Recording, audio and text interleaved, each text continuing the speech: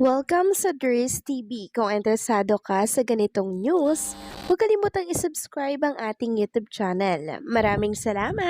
Welcome back again sa ating YouTube channel mga kakimpaw, and sa update natin ito ang pag-uusapan natin ay tungkol sa mga importanteng kaganapan kina Kim and syempre kay Paolo Avellino. So ang pag-uusapan na tatalakay natin mga kakimpaw sa topic na to ay may kaugnayan nga po sa nalaman natin tungkol po sa resignation letter ni Chinita Princess na di umano ay ipapasa daw po sa It's Showtime. Naku, mamaya pag-uusapan natin ang tungkol dito. Pero bago po ang lahat, maraming salamat po sa inyong patuloy na pag-support at pagsubaybay sa mga daily update natin. Kaya naman bilang pasasalamat, narito po ang isang napili kong komento patungkol ito sa naging previous update. Mula po ito kay Latin Home Hunter.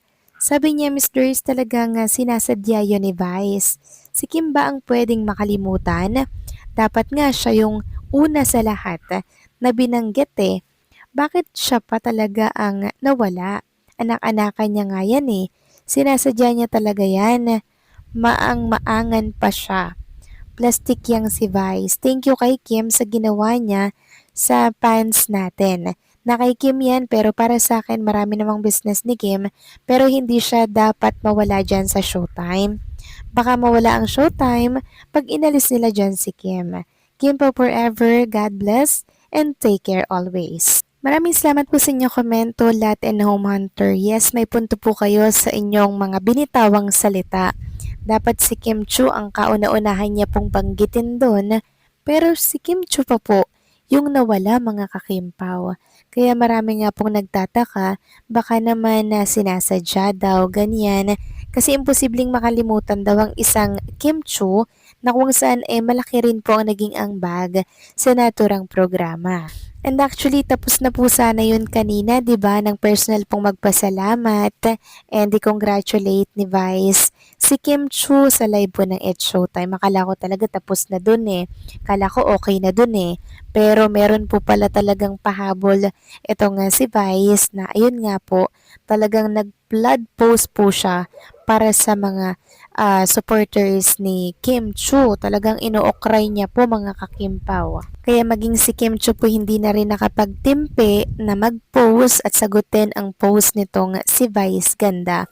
Although hindi po direktang sinagot sa mismong post, pero patungkol po talaga dun yun eh, kay Vice Ganda yung post ni Chinita Princess. Kaya sobrang thankful po talaga ako kay Kim kasi pinapaglaban at pinagtatanggol niya po tayo sa mga katulad po ni Vice, lalo na po sa mga ganitong pangyayari. So maraming salamat po sa inyong komento, Latin Home Hunter. God bless po sa inyo at mabuhay kayo. So eto na nga, pag-usapan na natin ang mga balita po na nakalap natin sa update na to. At unahin na nga nating pag-usapan ang tungkol nga po dito sa ginagawang pagpapakalma ng mga Kimpaw fans kay Chinita Princess. Dahil nga po sa nangyari po na bardagulan dito po sa X. Ayun nga po dito sa isang account, when everyone is against her, bash her because of every words she said, her fans stand by her. Kahit gaano karaming fantards ng ibang artista ang nagsabi sa kanya ng harsh and below the belt words, she never tag her fellow artists. I stand by Kim Chu no matter what.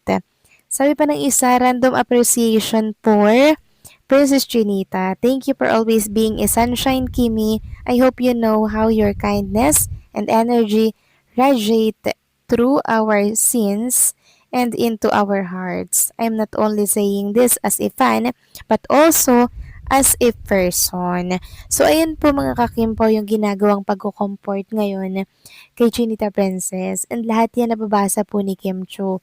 Lahat yan na-appreciate niya. So, kanina mga kakimpaw, akala ko tapos na talaga itong si Vice Ganda sa kanyang mga pinost sa kanyang ex account. Pero ang dami po pala niyang pinost pa. Talagang nag-blood post po siya para sa mga supporters ni Chinita Princess. 'Di ba ito yung una niyang post? Grabe daw po yung katsipan of these fans na kung saan-saan ganyan. Pangalawang post, sa aking mga little ponies, hindi sapat at katanggap-tanggap na dahilan na mahal nyo ko para maging masama kayo sa iba. Pinagpapasalamat ko ang suporta nyo, but I will not disable your toxic behavior just because I seek your support. I love you, my mature and thinking little ponies. So, hindi niya daw po tinotolerate. So, anong meaning nun? Parang patama yata yun kay Kim Chu sa kanyang post, mga kakimpaw kanina, di ba? Then sabi pa niya, thank you but not enable. Inaya, thank you. Sa mga kamag-anak ng nanay ko, sana po, wag niyo akong i-bash dahil nakaligtaan kong i-mention ang nanay ko sa speech ko kagabi. Then sabi niya pa, ay di po kami magkaaway, magka-message po kami now.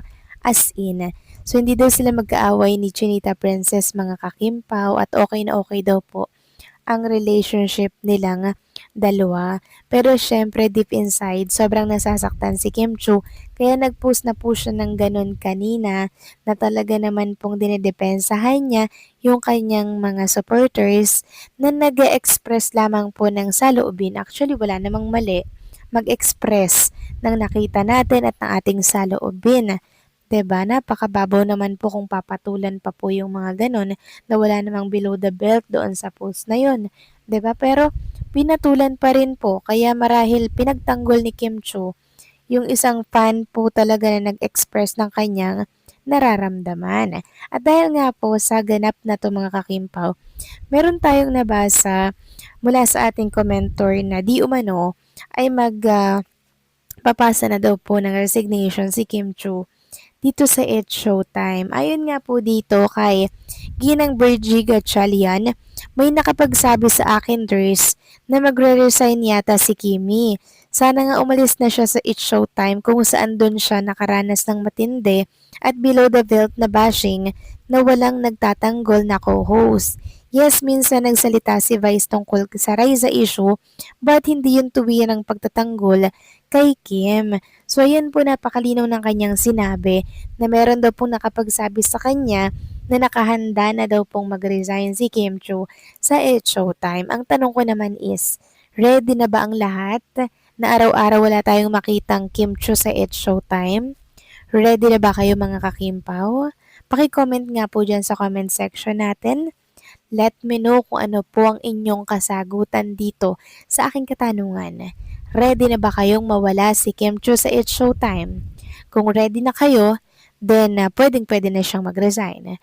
Pero kung hindi kayo ready mga kakimpaw, mahirap ito, 'di ba? Mahirap pong umalis sa It's Showtime lalo na po kung merong mga seniors na lagi pong umaasa ay sa It's Showtime nang masilayan si Kim, 'di ba? Sobrang hirap po noon. Pero kung ano po yung magiging desisyon ni Kim, nasa sa kanya na po yan mga kakimpaw. Basta tayo kahit anong desisyon niya, nakasuporta po tayo sa kanya. Ang ayaw lang natin mga kakimpaw ay yung medyo nababastos na po siya. 'Di ba? Kumbaga hindi po nakikita yung kanyang worth. Kaya thank you so much Kim Chu sa pagtatanggol mo sa kapwa namin mga Kimpaw fans. Sobrang na-appreciate namin ng iyong katapangan bilang isang babae. So paano mga kakimpaw, hanggang dito na lamang po ang update natin at maraming salamat sa inyong patuloy na pagsuporta.